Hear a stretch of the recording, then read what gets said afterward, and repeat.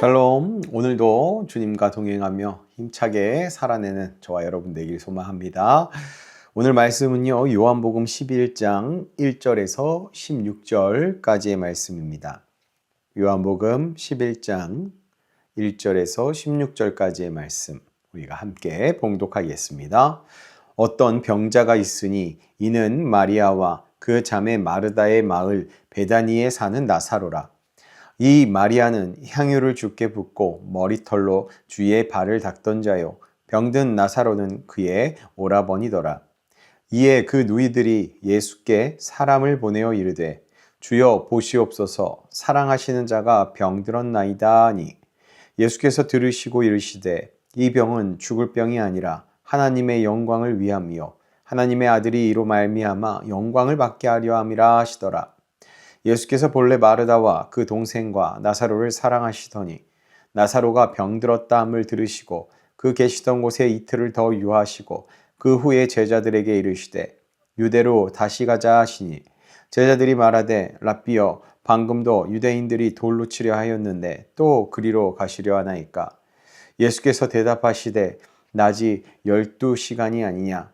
사람이 낮에 다니면 이 세상의 빛을 보므로 실족하지 아니하고 밤에 다니면 빛이 그 사람 안에 없는 거로 실족하느니라. 이 말씀을 하신 후에 또 이르시되, 우리 친구 나사로가 잠들었도다. 그러나 내가 깨우러 가노라. 제자들이 이르되, 주여, 잠들었으면 낫겠나이다 하더라. 예수는 그의 죽음을 가리켜 말씀하신 것이나 그들은 잠들어 쉬는 것을 가리켜 말씀하심인 줄 생각하는지라. 이에 예수께서 밝히 이르시되, 나사로가 죽었느니라. 내가 거기 있지 아니한 것을 너희를 위하여 기뻐하노니 이는 너희로 믿게 하려 함이라. 그러나 그에게로 가자 하시니, 디두모라고 하는 도마가 다른 제자들에게 말하되, 우리도 주와 함께 죽으러 가자 하니라. 아멘. 신앙인이 힘든 순간이 언제일까요? 문제는 눈앞에 많이 있는데 하나님께서 아무것도 해주시지 않는 것처럼 보일 때 우리는 정말 답답하고 힘이 들죠. 기도했는데 응답이 없는 것 같고, 기다리는데도 변화가 없는 것 같고, 하나님께서 침묵하시는 것처럼 느껴질 때가 있죠. 오늘 본문에 등장하는 마리아와 마르다도 바로 그런 시간을 지나고 있었습니다. 그들의 오빠 나사로가 죽을 병에 걸렸습니다. 그래서 가장 먼저 예수님께 사람을 보냅니다. 본문 3절입니다. 주여 보시옵소서, 사랑하시는 자가 병들었나이다. 이 말 속에는요, 믿음이 담겨 있다고 볼 수 있습니다. 주님만 오시면 됩니다. 주님만 말씀하시면 됩니다. 주님이라면 고칠 수 있습니다. 라는 말이죠. 그런데 예수님의 반응이 너무나도 의외였습니다. 나사로가 죽을 병에 걸렸다는 소식을 듣고도 곧바로 출발하지 않으셨다라는 겁니다. 오히려 계시던 곳에 이틀을 더 머물러 계셨습니다. 상식적으로 이해가 되지 않는 일이죠. 분명 사랑하신다면 더 빨리 가봐야 되지 않을까요? 사랑하신다면 지금 당장 도와줘야 되지 않을까요? 그런데 성경은 놀라운 사실을 말합니다. 본문 5절, 6절을 함께 봅니다. 예수께서 본래 마르다와 그 동생 나사로를 사랑하시더니 나사로가 병들었다 함을 들으시고 그 계시던 곳에 이틀을 더 유하시고, 사랑하셨기 때문에 이 나사로를 사랑하셨는데 머무셨다라는 겁니다. 또 이 나사로를 사랑하셨기 때문에 더 시간을 기다리셨다라는 겁니다. 하나님의 사랑 참 독특하죠.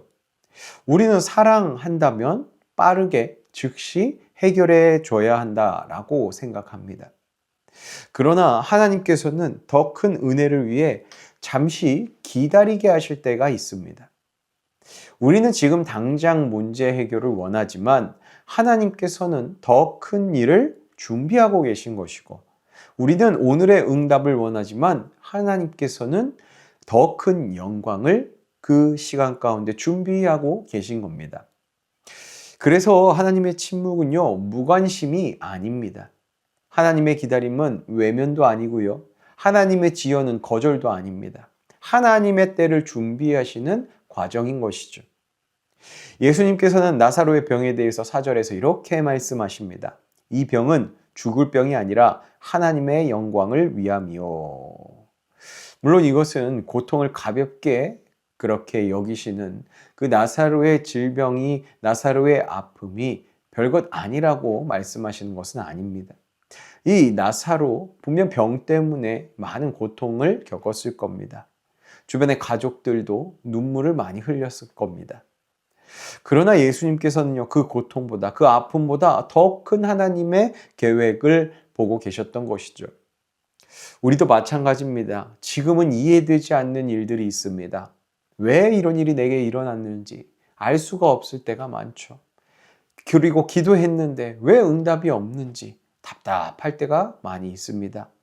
그러나 하나님께서는 우리가 보지 못하는 곳에서 일을 하고 계십니다.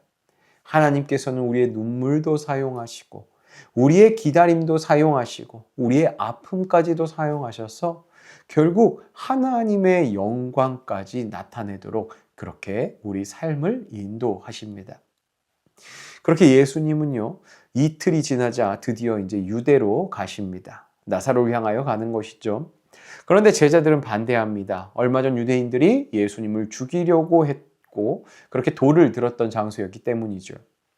다시 그곳으로 가는 것은 이 제자들의 생각에서 너무 위험했던 겁니다. 그러나 예수님은 하나님의 그 시간표, 하나님의 그 계획을 따라 움직이시죠. 자신이 처할 위험보다 하나님의 뜻이 더 먼저였다라는 것이죠. 그리고 제자들에게 이해할 수 없는 충격적인 말씀을 하나 하십니다. 본문 11절입니다. 우리 친구 나사로가 잠들었도다. 그러나 내가 깨우러 가노라. 오늘 본문에서 볼 수 있듯이 이미 나사로는 죽어 있습니다. 하지만 예수님은 이 죽음을 왜 잠이라고 부르셨을까요? 예수님께 죽음은요, 끝이 아니기 때문입니다. 예수님께 죽음은 영원한 패배 아닙니다. 예수님은 죽음을 깨우실 수 있는 분이시기 때문에 이 죽음을 잠이라 말씀하신 거죠. 사람은 죽음 앞에서 무력할 수밖에 없는 존재지만 예수님은 죽음 앞에서도 여전히 주권자이신 겁니다. 그래서 예수님은 내가 깨우러 가노라 라고 말씀하신 것이죠. 이 말씀은 죽음을 해결할 수 있는 분만 하실 수 있는 말씀입니다. 예수님은 단순히 병을 고치는 분이 아니라 죽음까지 이기시는 생명의 주인 되시는 분이다라는 것을 보여줍니다. 그런데 예수님께서는 이어서 또 하나의 중요한 말씀을 하십니다. 본문 15절입니다. 내가 거기 있지 아니한 것을 너희를 위하여 기뻐하노니 이는 너희로 믿게 하려 함이라. 예수님은 제자들의 믿음을 보고 계셨습니다. 이 나사로 사건은 단순한 기적의 사건을 이루려는 것이 아닙니다. 제자들의 믿음을 성장시키기 위한 사건이었다라는 겁니다. 곧 다가올 예수님의 십자가와 부활을 제자들에게 미리 경험시키는 사건이 이 나사로 사건입니다. 때로 하나님께서 우리 삶에도 허락하시는 기다림이 있습니다. 그게 문제를 해결하는 것이 우리는 원하는 것이지만 하나님께서는 그 문제를 해결하려는 것이 목적이 아니라 우리의 믿음을 자라게 하는 것이 목적일 때가 있다라는 겁니다. 그래서 하나님께서는 때때로 우리에게 기다림을 주시는 겁니다. 마리아와 마르다는 예수님이 늦게 왔다라고 생각할 수밖에 없었죠. 제자들도 예수님의 계획을 이해할 수가 없었죠. 그러나 결국 예수님은요, 가장 좋은 때에 일하시는 분이십니다. 우리 인간이 보기에는 늦은 것 같지만 하나님께서는 늦음이 없습니다. 우리가 보기에는 침묵 같지만 하나님께서는 일하고 계신 것이며 우리가 보기에는 끝난 것 같지만 하나님께서는 새로운 시작을 준비하고 계시는 겁니다. 신광의 성도 여러분, 여러분들에게 여러 기도 제목들이 있을 줄로 압니다. 또 아직 응답되지 않은 많은 문제들도 있을 것입니다. 그래서 예수님께서 늦으시거나 잊으신 것처럼 느끼실 수도 있겠습니다. 그러나 우리 주님은 결코 그것을 잊지 않으십니다. 주님은 결코 외면하지 않으십니다. 주님은 지금도 가장 선한 때를 준비하고 계십니다. 그러기에 우리가 이 사실을 믿고 주님의 시간을 신뢰하며 기다리는 저와 여러분 되길 예수님의 이름으로 축복합니다. 기도합니다. 사랑이 풍성하신 주님, 저희는 종종 주님의 응답이 더디다고 생각하며 조급해하고 낙심할 때가 있습니다. 눈앞에 문제만 바라보며 하나님의 때보다 저희의 때를 앞세웠던 모습을 돌아보며 주님의 때를 기다리는 믿음을 우리가 갖도록 주님께서 인도하시며 허락하여 주시옵소서. 주님, 나사로의 가정이 이해할 수 없는 기다림을 지나가야만 했던 것처럼 저희도 때로는 설명할 수 없는 침묵과 기다림의 시간을 지나갈 때가 있습니다. 그러나 그 시간마저도 주님의 사랑 안에 있음을 신뢰하게 하시고 보이지 않아도 일하고 계시는 주님을 믿고 기다리며 눈에 보이는 현실보다 하나님의 선하신 계획을 바라보고 이해하려기보다 신뢰를 선택하는 믿음이 저희에게 있게 하여 주시옵소서. 주님께서 분명 가장 좋은 때에 가장 선한 방법으로 일하신다는 그 사실을 붙들게 하시고 기다림의 시간 속에서도 원망보다 감사가, 불안보다 평안이, 두려움보다 믿음이 자라나는 저희가 되게 하여 주시옵소서. 오늘 하루를 저희에게 허락하신 주님께 감사드리며 죽음의 자리에서 생명을 일으키시는 우리의 주권자 되신 우리 주 예수 그리스도의 이름으로 기도하옵나이다. 아멘.